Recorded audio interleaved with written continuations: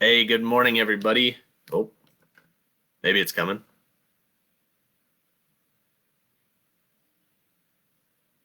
Hey, good morning, everybody. Eric Dubbelde, CFS Grain Marketing Advisor, coming to you live from the basement office. It's about 9:59, so we'll give it a minute before we start here at 10 o'clock on Tuesday morning, August 25th.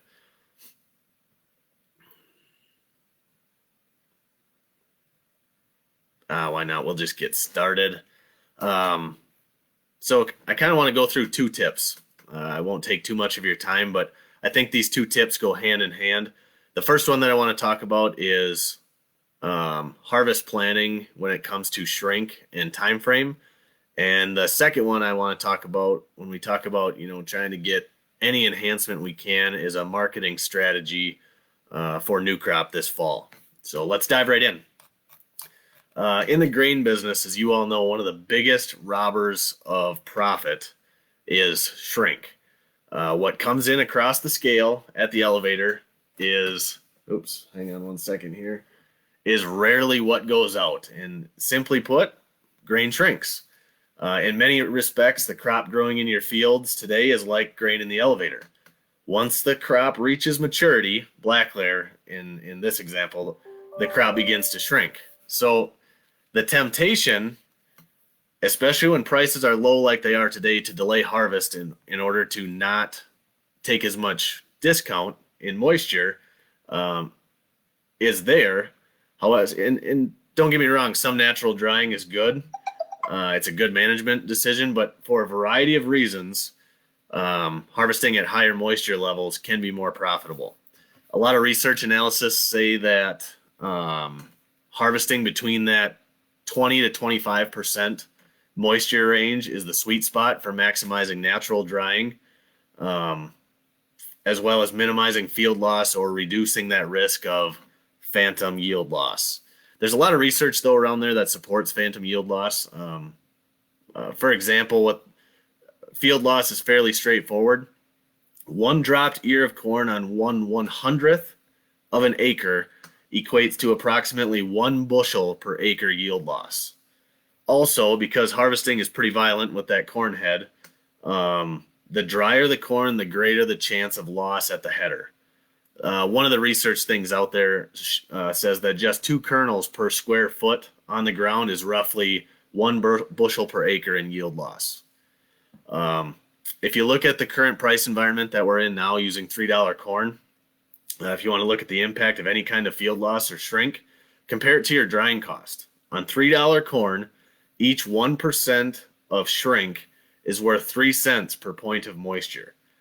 If you really dive into that number, that more than covers the cost of on-farm drying, and it's close and maybe covers the cost of commercial drying rates as well, depending on the location. Not directly related to causing shrink, but the other benefit of starting harvest earlier is avoiding the risk of delaying fall field work. It's hard to place a dollar value on that. You guys don't work for free. And timing is critical when it comes to the fall, especially if there's rain events or if we have a harvest like last year, it even becomes more crucial. So when you're in that race to get field work or fertilizer fall fert done, that can reduce stress and have a big impact on yields the following year, especially if you can get harvesting early and maximize your yield and profitability versus shrink and drying discount. The current price environment, we're all looking to find ways to look for every single penny or cost savings. I totally get that. I understand. I mean, I'm a Hollander, so I naturally look for that. But drying costs, whether on farm or at the elevator, is a very visible expense. But also look closely, like I said, at the benefits of getting started early with corn harvest in avoiding the hidden robbers of profits. Now, there is, like I said, this is a two-part, two-tip of the week. One is more of a harvest tip. And number 2 kind of goes with marketing. When we're looking for those pennies, one idea that I've pondered over the last month with these kind of stagnant markets is if there's a chance or if there's any bias that you think the market's going to go up, but you don't want to pay storage costs.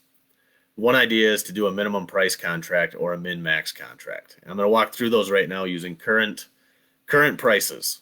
But first I'm going to pause. Are there any questions above on the shrink, phantom yield loss, or anything like that? If there's any real critical questions, refer to your agronomist on yield loss and that kind of thing. This is just kind of a real rough cowboy math that I've come up with and put it on paper. But research does show 20 to 25% is the sweet spot, moisture. All right, so next, min price and min max contracts. For those of you looking for upside potential, but you really don't want to pay storage rates in order to try and make that happen, one thing you could do is sell the grain this fall and re-own it on paper, or buy call options against it or for it. One example for easy figuring right now, March 21 futures are trading right around $3.65. So a March 370 call option you can buy for 15.5 cents right now today. You have unlimited upside potential, and it would keep you in the market until February 19th of 2021. Now, if you look at storage costs out that far, it's roughly about a wash, because you're going to pay between 15 to 20 cents depending on the average load date that it was brought in. Most farmers like to pay between 10 and 15 cents for an option. That's relatively good risk reward and reasonable insurance to stay in the market. We would advance you 100% of the money. So what you're doing is you're establishing a floor. The option premium comes off your cash price. So if you sold cash corn at $3 and you bought a 15-cent call option, your minimum price paid for that grain is $2.85 less a small fee, which talk to your grain advisor what that fee would be. So if that option expires worthless, no money on it, you still got $2.85 for your grain. You know, thanks for playing, I guess you could say. You were in the market, nothing happened, the option expired worthless, you got your $2.85, contract is done. If the market runs and you make money on that, then at the time of settlement, we give you back, we adjust it so that way we give you what you made on the option. So if you sold $2.85 and you made 10 cents, well, you initially sold it at $3 plus the 10-cent premium gain. So now your overall value is $3.10 cash corn off the combine. Like I said, if you look at storage costs out that far, it's roughly 15 to 20 cents depending on the harvest date. But if you want more time, you could look out to July 21 options, call options. July futures right now are in the 375 area. So a 380 call option is roughly 16 cents. Likely that's a lot cheaper than storage charges to June 25th. Just think about it. If you put it on open storage at a nickel a month at most locations, you're looking at Nov, Dec, Jan, Feb, March, April, May, June, middle of June. So 7.5, 8 months times 5. You're looking at anywhere from 35 to 40 cents storage cost to wait that long. Or you could sell it this fall and buy an option for 16 cents, half the cost of storage. If you want to lower that cost, that's where the min-max comes in. You could consider buying that 380 call for 16 cents and selling a 420 call. They're roughly worth 7 cents right now. So, which moves the net cost down to, let's see here, 9 cents.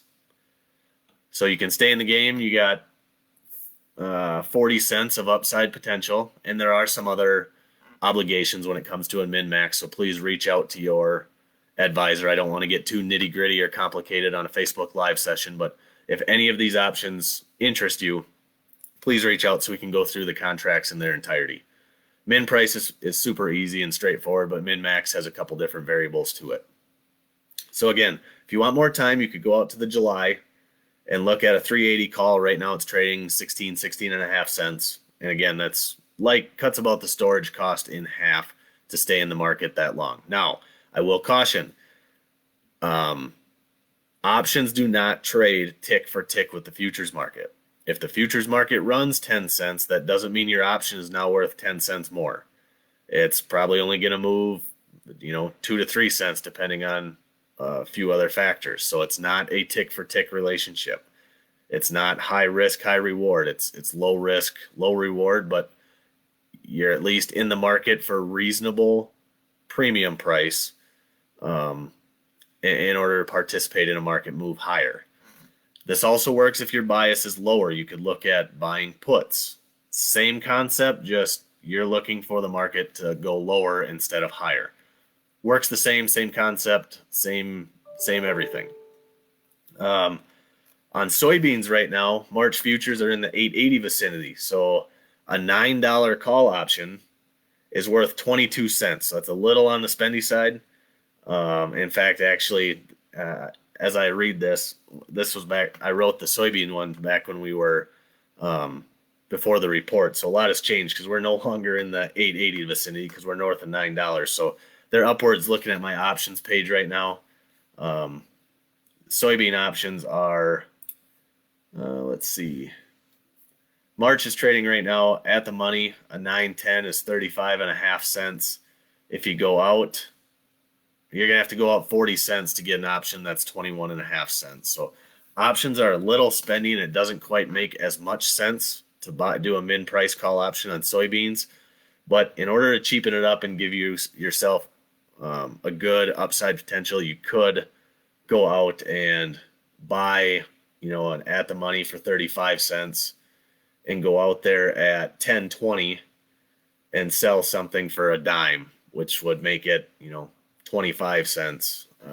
Could go outside the money and do a min-max. So another way to keep yourself in the market, but trying something different to enhance your position. So a min-max makes more sense on beans, as they're outright buying options on beans right now are really expensive just because you're using a higher futures price.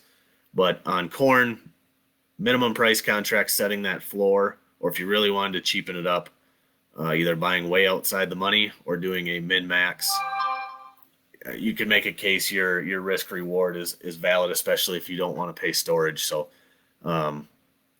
please reach out to your advisor, talk about those contracts, see if it's the right fit for you, see if it's something that works for your operation. If not, that's fine. But it's another tool out there that we offer you guys to take advantage of if it fits you and what you're looking to do with your grain. So again, to recap, best time to harvest corn is between 20 and 25% moisture. It's your best risk reward as far as yield and profitability goes. Don't let that hidden robber shrink rob you of profits, especially on when prices are where they are today. Get started early, gets harvest done, and hopefully put some pennies and money back into your pocket.